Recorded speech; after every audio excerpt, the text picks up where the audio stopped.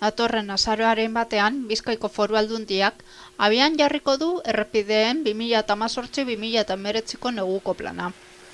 Planean, urtean baino urtean, langile eta baliabide gehiago erabiltzen dira. Eguraldi kaskarraren eraginez, errepideetan gertatzen diren gorabeherei, eraginkortasun handiagoarekin aurre egiteko. Aurtengo neguan, profesional ugari elurra kentzeko makinak eta gatzaton asko izango ditugu Bizkaiko errepideetan. Horrela, izotzaren eta elurraren kalteak murriztu ahal izango ditugu lurralde osoan. Eta zehatzago, esan behar duguna da, 383 profesional izango direla, gidariak, laguntzaileak, zaindariak, langileak eta bar, gau eta egunez 24 ordu egingo dutela lan segurtasunez zirkulatu ahal izateko Bizkaian. 12 profesional gehiago iazko datuekin konparatuta beraz.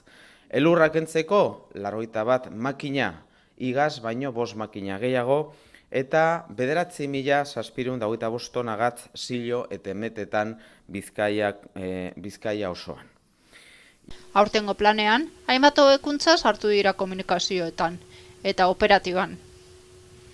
Esate baterako, Foru Diputatuak esan du, aurtengo neguko kanpainan elurra kentzeko ibilgailu berria erabiliko dela. Besteak baino txikiagoa, leku gaitzetan eta autoilara gertatzen diren errepideetan. Horrelako 3 makina berria egongo dira. Gainera, ibilgailuetan bideozaintzako kamera sistema berria ezarriko da. Kamerarik ez dagoen errepide tarteetako informazioa denbora errealean zabaldu ahal izateko. Horri esker, kontrol eta koordinazio zentroetako teknikariek denbora errealean jakin ahal izango dute nola dauden sareko iatarte guztiak. Diputatuak esan bezala, koordinazioa ezinbestekoa da baliabideak ondo erabiltzeko.